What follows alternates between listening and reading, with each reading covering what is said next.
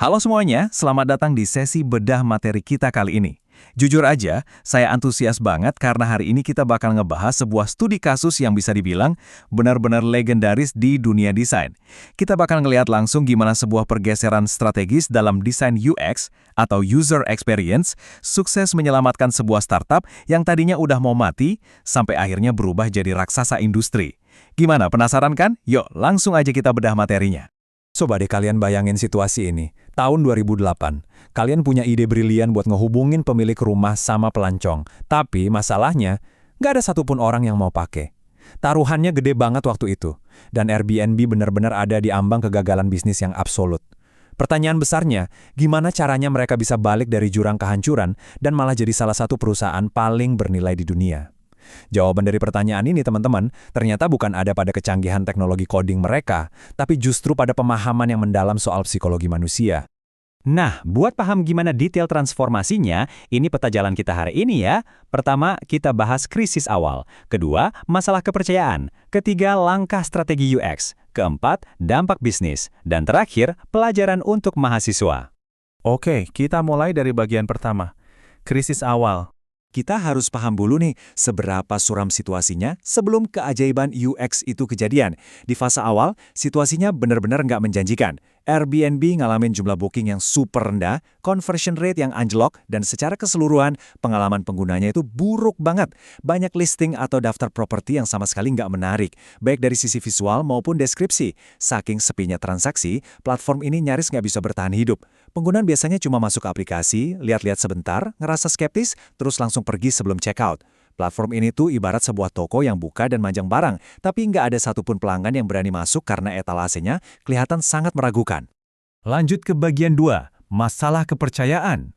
Jadi apa sih yang sebenarnya salah? Setelah ditelusuri, akar masalahnya ternyata jauh lebih dalam dari sekedar tombol yang salah letak. Tim Airbnb nyadar kalau kegagalan mereka itu tersebar di berbagai aspek UX. Ya, usability mereka emang jelek, proses bookingnya ribet banget, accessibility juga bermasalah karena info penting seringkali susah dicari. Tapi masalah yang paling mematikan justru ada di aspek kredibilitas dan emosional UX. Pengguna itu sangat ragu buat nyewa rumah orang asing karena platformnya gagal ngebangun kredibilitas. Secara emosional, pengguna ngerasa nggak nyaman dan nggak aman. Jadi isunya bukan sekedar menu yang kaku ya, tapi benar-benar ketiadaan rasa aman secara psikologis saat mereka pakai produk tersebut. Nah, poin krusialnya ada di kutipan yang sangat kuat ini. Di industri travel, apalagi dengan model bisnis peer-to-peer kayak gini, trust atau kepercayaan itu adalah fondasi mutlak. Logikanya gini, kalau kalian minta seseorang buat tidur di rumah orang asing yang belum pernah mereka temui sebelumnya, pengguna itu secara absolut harus ngerasa nyaman dan aman dulu kan, sebelum mereka mau ngeluarin uang sepeser pun. Tanpa adanya rasa percaya sejak detik pertama, secanggih apapun teknologinya, produk itu udah pasti bakal gagal di pasaran. Sekarang kita masuk ke bagian ketiga, langkah strategi UX. Sadar akan rintangan psikologis yang masif ini, tim Airbnb mulai nyusun 5 langkah taktis. Dan coba perhatiin deh, mereka nggak mulai dengan sekedar duduk di depan komputer buat ngerombak antar muka. Nggak sama sekali. Mereka langsung turun ke lapangan, ngelakuin observasi, wawancara pengguna, dan nganalisis kebiasaan asli mereka. Baru deh setelah dapat akar masalahnya, mereka merancang strategi yang fokus ke emosi, benerin kualitas visual, nyederhanain alur, dan ngebangun sistem yang bisa jamin rasa percaya tadi. Yuk kita lihat lebih dalam apa yang mereka temuin di lapangan. Ini dia momen aha mereka yang super menarik. Dari riset tadi, mereka nemuin kalau pengguna tuh ternyata sangat dipengaruhi sama kualitas visual. Foto properti yang gelap, buram, atau asal-asalan itu langsung ngebunuh kredibilitas platform saat itu juga. Kenapa bisa gitu? Karena dalam hitungan detik, foto yang jelek itu ngirim sinyal ke alam bawah sadar kita kalau tempatnya mungkin kumuh, kotor, atau bahkan nggak aman. Hal ini secara instan bikin pengguna mikir 2 kali dan ragu banget buat lanjut nyewa. Dari temuan itulah, mereka mulai mati-matian memprioritasin emotional UX. Konsep ini benar-benar penting buat kalian pahami ya. Tim Airbnb akhirnya sadar kalau mereka tuh nggak cuma lagi nyewain tempat tidur atau kamar kosong. Mereka tuh lagi jualan rasa nyaman dan aman, atau peace of mind. Jadi, desain mereka harus bisa bercerita. Harus ada storytelling secara visual dan interaktif yang terus-terusan ngeyakinin pengguna kalau mereka bakal aman, disambut dengan baik, dan dilindungi selama nginep di sana. Coba deh, kita bandingin situasi sebelum dan sesudah intervensi UX ini. Di sebelah kiri, kita lihat masalah-masalah mematikan tadi. Pengguna yang ragu, booking yang ribet, dan info yang simpang siur. Terus, lihat di sebelah kanan. Ini adalah solusi UX spesifik yang mereka pakai buat ngeberesin semua kecemasan itu. Mereka bikin sistem identitas terverifikasi dan ulasan terpercaya buat ngobatin keraguan pengguna. Mereka bahkan sampai niat ngirim fotografer profesional ke properti-properti awal buat gantiin foto-foto yang jelek tadi. Terus, hierarki informasi dirapihin dan alur booking dibikin sesimpel mungkin biar mulus tanpa hambatan.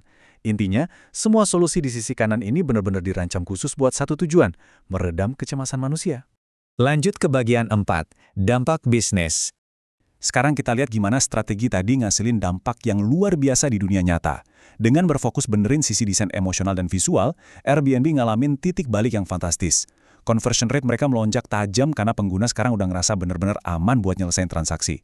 Pemesanan juga meledak barengan sama kepercayaan pengguna yang meroket berkat sistem verifikasi dan foto-foto profesional. Dan yang gak kalah penting, orang-orang gak cuma pakai sekali terus udah. Retensi penggunanya ikutan naik. Mereka dapat pengalaman yang menyenangkan dan akhirnya balik lagi buat nyewa berkali-kali. Dan angka ini membuktikannya secara absolut. Perusahaan yang awalnya cuma berjarak beberapa inci dari kebangkrutan total, akhirnya menjelma jadi perusahaan global bernilai miliaran dolar. Ini adalah bukti paling konkret ya, kalau strategi UX itu bukan sekedar fase milih warna cantik atau nentuin bentuk tombol di akhir pembuatan produk. UX itu benar-benar mesin utama penggerak bisnis yang bisa ningkatin valuasi perusahaan sampai miliaran dolar. Akhirnya kita sampai di bagian kelima, pelajaran buat kalian para mahasiswa. Terus apa sih hubungannya semua ini buat kalian yang lagi duduk di bangku kuliah? Coba deh perhatiin, studi kasus raksasa ini tuh bener-bener nyambung sama silabus pertemuan satu kalian. Waktu kalian belajar Human-Centered Design, Airbnb udah ngebuktiin itu di lapangan dengan fokus penuh ke kebutuhan paling dasar manusia, yaitu rasa aman. Waktu kita bahas UX proses, kelihatan jelas kan kalau mereka tuh nggak asal tebak. Mereka mulai dari research, lanjut ke design, sampai ke iteration. Dan yang paling penting soal UX strategi. Kasus ini negasin banget kalau UX itu bukan cuma sekedar support aja, tapi UX adalah competitive advantage atau keunggulan kompetitif utama yang nentuin apakah sebuah bisnis bakal mati atau justru menguasai dunia. Jadi sebagai calon desainer masa depan, ini nih prinsip-prinsip inti yang wajib banget kalian ingat. Pertama, UX itu jauh lebih dari sekedar bikin tampilan yang estetik. Ini soal ngebangun rasa nyaman, efisiensi alur, dan ngejaga emosi pengguna secara keseluruhan. Kedua, kalian absolut nggak boleh lewatin tahap riset. Tanpa interaksi sama pengguna nyata di lapangan, kalian itu cuma lagi nebak-nebak apa yang mereka butuhin, dan tebakan itu jarang banget bener. Dan yang paling krusial, ingat selalu kalau manusia itu sering ngambil keputusan bukan pakai logika murni atau hitungan matematika, tapi berdasarkan gimana produk itu bikin mereka ngerasa secara emosional.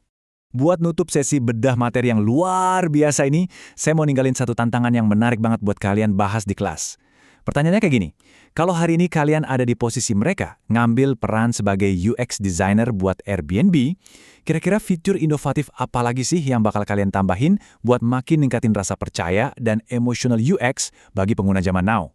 Coba deh dipikirin, diskusikan dalam-dalam bareng teman kalian, dan jadiin pelajaran dari studi kasus hari ini sebagai fondasi buat mahakarya desain kalian selanjutnya. Terima kasih udah ngikutin eksplorasi ini sampai akhir, dan selamat merancang!